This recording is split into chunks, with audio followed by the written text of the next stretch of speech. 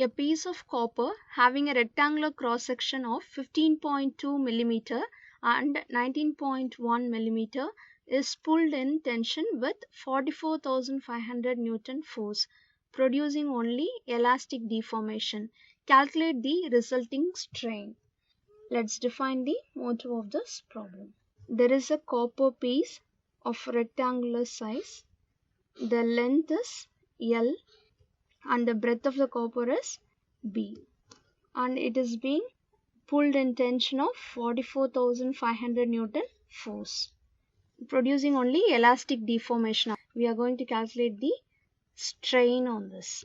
Let's investigate the quantities given to resolve this problem.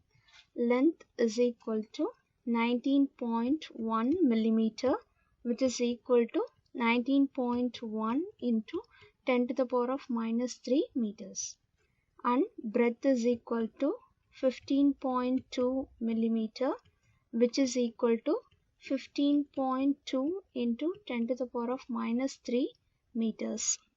Area is equal to length into breadth, which is equal to 19.1 into 10 to the power of minus 3 into 15.2 into 10 to the power of minus 3, which is equal to 2.9 into 10 to the power of minus 4 meter squared.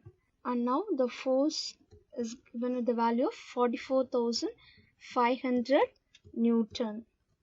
Modulus of elasticity of copper has got the value of 42 into 10 to the power of 9 Newton per meter squared. And the formula to calculate the modulus of elasticity is given as stress by strain, and stress can be expressed as force per unit area, F by A by strain. Now from here we can derive the formula to calculate strain. Strain is equal to F by A into eta, modulus of elasticity. Now let's move on to resolve the problem. Strain is equal to force per unit area into eta, modulus of elasticity.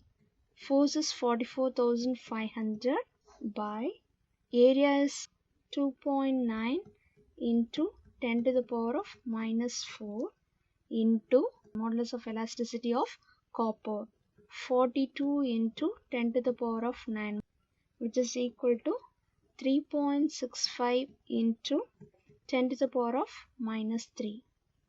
So the resulting strain is calculated as 3.65 into 10 to the power of minus 3.